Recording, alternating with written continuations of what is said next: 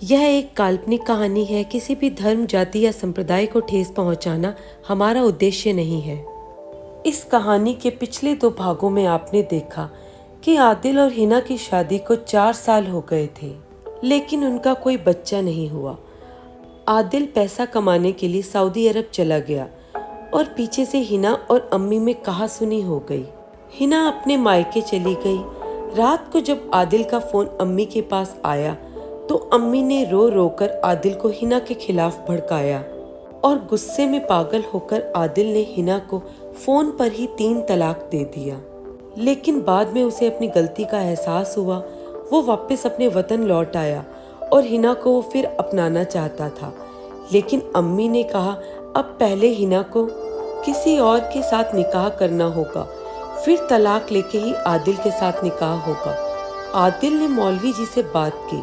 वो हिना से निकाह करने को तैयार हो गए और 1 लाख लेके हिना के साथ 1 दिन के लिए निकाह कर लिया। मौलवी साहब के लिए ये निकाह कोई पहली बार का किस्सा नहीं था। पहले भी 2 मौकों पर उन्हें तलाकशुदा महिलाओं से शादी करनी पड़ी थी, लेकिन आज जब उन्होंने हिना को देखा तो देखते ही रह गए। लेकिन जल्द ही उन्होंने अपने विचारों के प्रवाह को रोका और बोल पड़े, आप खाना खा लो और आराम करो, मैं बाहर से होकर आता हूँ।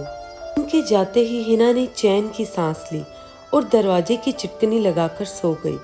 इधर मौलवी साहब के तो क्या कहने, दिल बल्लियों उछल रहा था। 1 लाख रुपए की कमाई एक झटके में। उनकी तो मानो लॉटरी निकल आई थी। सबसे पहले वह बैंक जाकर पैसे अपने अकाउंट में जमा करा देना चाहते थे।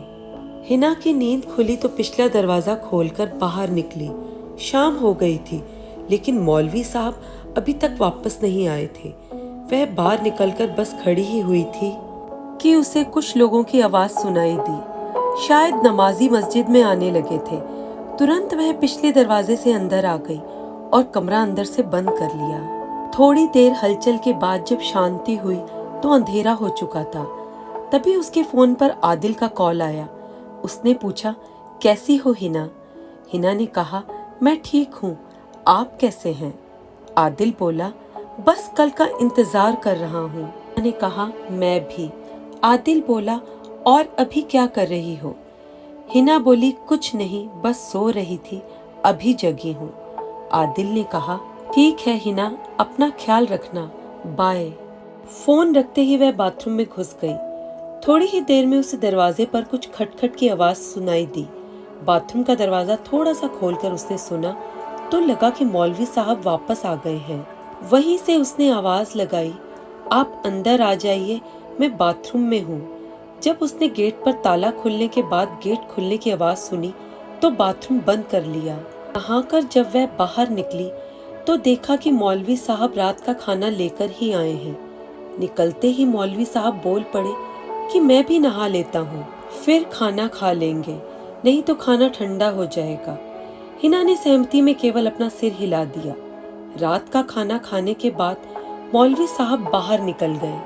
उन्हें शायद रात का खाना खाने के बाद घूमने की आदत थी।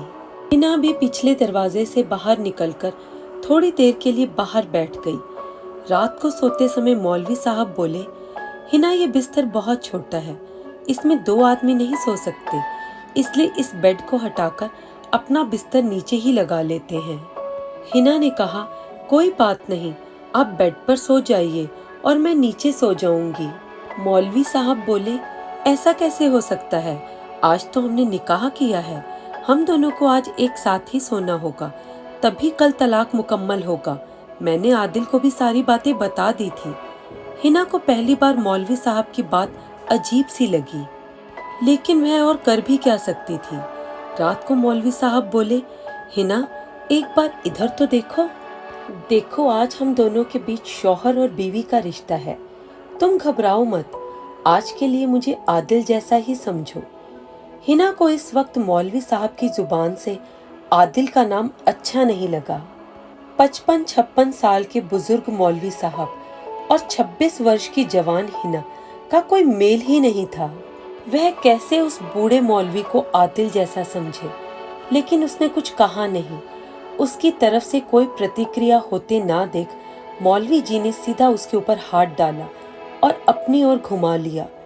हिना ने कोई प्रतिरोध तो नहीं किया, लेकिन उस अंधेरे में जब भी उसे यह एहसास हुआ कि ये कोई और नहीं वही बूढ़ा ठिगना सा मौलवी है, तो उसे उबकाई सी आने लगी। लेकिन दिन भर से सपनों के सागर में गोते लगाता मौलवी अब भला कहाँ रुकने वाला था। फिर वह कोई गलत काम भी तो नहीं कर रहा था। दीन धर्म के हिसाब से अपनी ब्याहता बीवी के साथ था। इस रात को वह अपनी जिंदगी की सबसे हसीन रात बना देना चाहता था। हिना को ऐसा लग रहा था मानो उसका शरीर नहीं बल्कि उसकी आत्मा को कुचला जा रहा है। वह चुपचाप मुर्दे सी बिस्तर पर पड़ी रही। मौलवी जी के लिए रात पूरी तेजी से खत्म हो रही थी और हिना को ऐसा लग रहा था जैसे इस रात की कोई सुबह ही नहीं है। रात में जब भी हिना की नींद खुली, उसे मौलवी साहब का हाथ अपने जिस्म पर रेंगता हुआ मिला। वह शायद उसके पूरे शरीर को एक रात की भेंट मानकर ज्यादा से ज्यादा निचोड़ लेना चाहता था। सुबह जब हिना की नींद खुली तो मौलवी साहब कमरे में नहीं थे। उसने उस और ज्यादा ध्यान भी नहीं दिया और बाथरूम में घुस गई। बाथरूम से बाहर निकली तो करीब 8 बज चुके थे, लेकिन मौलवी साहब का कहीं पता नहीं था। सोचा कहीं बाहर बैठे हों तो बाहर निकलकर देखते हैं, लेकिन ये क्या, कल की तरह फिर से मेन गेट बाहर से बंद था। फिर पीछे के दरवाजे पर नजर पड़ी तो उधर से चिटकनी खोलकर बाहर निकली, लेकिन बाहर भी वह कहीं दिखाई नहीं दिए। हिना फिर अंदर आ गई। मन में यह भी खटका था कि बाहर कहीं कोई देख ना ले। अंदर आते ही उसने आदिल को फोन लगाया। उधर से आदिल की आवाज सुनते ही वह फफक कर रो पड़ी। ऐसा लगा जैसे रात का पूरा गुब्बार बाहर आ गया हो। रोते रोते ही उसने बताया कि मौलवी साहब सुबह से नहीं दिख रहे हैं, मेन गेट पर ताला लगाकर गए हैं। बस पिछला दरवाजा खुला है। कल भी जब बाहर गए थे तो इसी तरह गेट बाहर से लॉक करके गए थे। आदिल ने उसे सांत्वना देते हुए कहा, तुम परेशान मत हो, मैं आकर देखता हूँ। थोड़ी ही देर में आदिल आ गया। जब उसने आकर बताया कि उनका फोन भी नहीं लग रहा है, स्विच ऑफ बता रहा है, तब दोनों की चिंता बढ़ी। देर होती जा रही थी। बाहर से नमाजियों की आवाज भी आ रही थी। लोग मौलवी जी को खोजने उनके कमरे तक आ रहे थे, लेकिन ताला देखकर लौट जा रहे थे। आदिल और हिना चुपचाप उस कमरे में बैठे हुए थे। जब बाहर की आवाज थोड़ी कम हुई तो आदिल धीरे से गेट खोलकर बाहर निकला। आदिल ने हिना से कहा, तुम यहीं रुको, मैं खाना लेकर आता हूँ। आदिल जब बाजार से लौटा तो 12 बज गए थे।